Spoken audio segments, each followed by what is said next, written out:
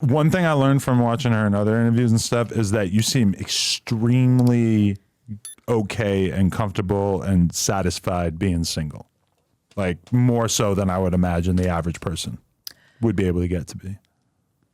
Yeah, I mean, it's very freeing to be able to not have anyone's dusty, dirty, disgusting son stress me out.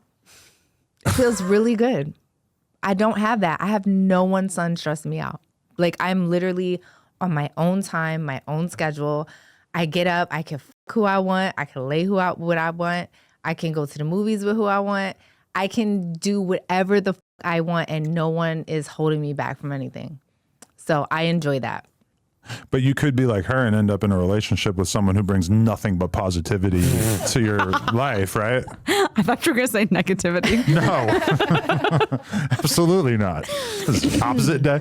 You could. There's probably a lot of guys out there that would love to be your lover / humble servant, like myself and Lena. No, you guys are so cute. But yeah, I'm just really happy. And I think that society like looks at women that are not in relationships as maybe like damaged or bitter. That's not how I feel. Do you feel like they look at I feel happy at you being single as like your fault in some way? I don't know. Like, I really don't care. I don't think about that. Because it's never my fault. No, I know. I'm saying like I feel like in this like manosphere discourse, they're always talking about older girls who are like single as like it must have been her fault the relationship ended and like she didn't do enough kind of thing instead of putting it on both. You can suck dick, lick toes, suck balls, bitches who do it. They're gonna cheat if they're gonna cheat. They're gonna treat you like shit if they're gonna treat you like shit. None of that. You can cook for them all day. You can love their mama. You can do all that shit. They are going to be who they're going to be, you know? So none of that matters. There's nothing more that you can do for someone. Yeah. If they're going to treat you like shit, you can opt out and that's okay. And that's what I've done in most cases because I'm not delusional. Like I see things for what they are and I say, you know what? This is not good for me. I'm going to go over here with it. But there's plenty of guys that won't cheat, right? There's plenty of guys who are going to appreciate you for what you are, right? But it feels like you're kind of like so jaded at this point that it would be very hard for you to open yourself up to accept that a guy really cares about you like that. I'm not saying that that's all guys. I'm just saying that regardless of what we do as women, men are going to do what they want to do, whether that's treat you good or treat you really bad. That has nothing to do with you. You know what I mean? So you can give all of yourself, you can give 150%. Yeah. But they're going to dictate how they treat us. So, yeah, I'm sure there's a bunch of amazing guys out there. You know what I mean? Wiz is one of them. But, yeah, I mean, I'm talking to a guy now. He's really, really nice. He's a sweetheart. Don't know where it's going to go, but we'll see. Seeing all the issues you've had in your relationship with men, are you like, I'm going to make sure I do my kids extra right because... Yeah, I mean, all I could do is try my best. Yeah. You know? Yeah, I could just try my best to like teach them the right things to do.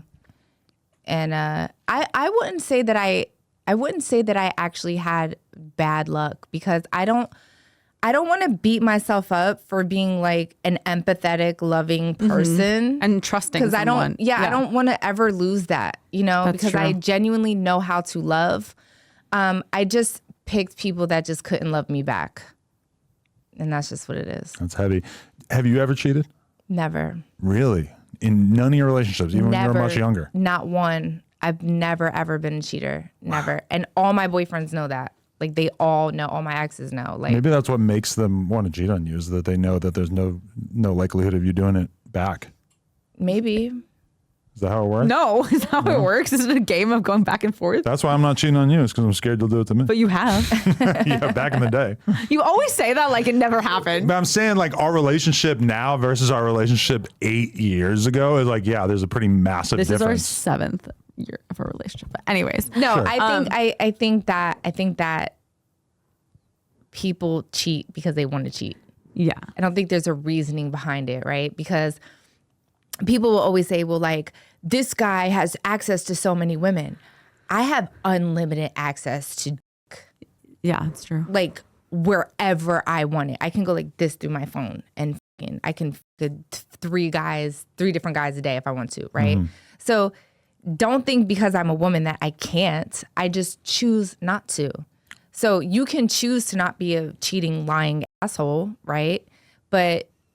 Or you could choose to do that. So, it just depends on the person. Yeah. As I get older, though, I've realized that the version of me that was cheating on you early on was a full-blown sex addict. And I didn't really get it at the time. But when I look back at that time period in my life and how I behaved and like what I was focused on, it was like I was straight up using like the way that I was using Xanax and Coke and shit to like cover up something that was like a hole in my fucking heart. Because I wasn't allowing myself to have like real relationships with women or anyone really. And when I look back at it now, I feel like my life would be completely different if I was single now, because it's like I've been able to have enough room to like observe where I was at that point in my life. And I was totally using random sex with girls as like therapy. Yeah, I feel like you were like looking for validation. 100%. Yeah, and I feel like, I don't know, that's the thing for everyone, but I feel like girls don't always need sex Because, for okay, the validation. fact that you could go through your phone and find 50 dudes who would want to fuck you right now, that's the thing that makes you fundamentally different than where I was at. Like in the beginning of our relationship, is that it's like, it was always that challenge right there. It was like, there's still scarcity, but it's like, you have to work for it a bit. And I feel like once you don't have to work for it at all, then it seeks to have any kind of meaning. Absolutely. You know? Yeah. And maybe that's what it is too. Like, it's such a commodity. It's like not, even for women, like I feel like we're just like,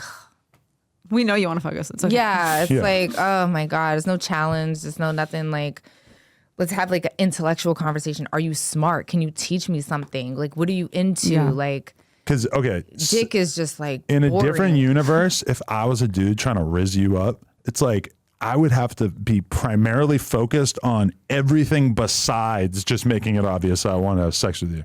Because I know how obvious and easy that is to you and how many people talk about you like that. And I would say the same thing for porn stars in general too, is they're so used to being treated as the object of men's desire that if you want to get through to them, you have to connect to them on an intellectual level or emotional level, just like be able to like give them conversation or whatever. They're more likely to, Just treat them like a human. and that just goes for women in general. Like women want you to connect with them on something besides sex, even if deep down inside they really are looking for someone to have sex with, and you are on the same page. Yeah.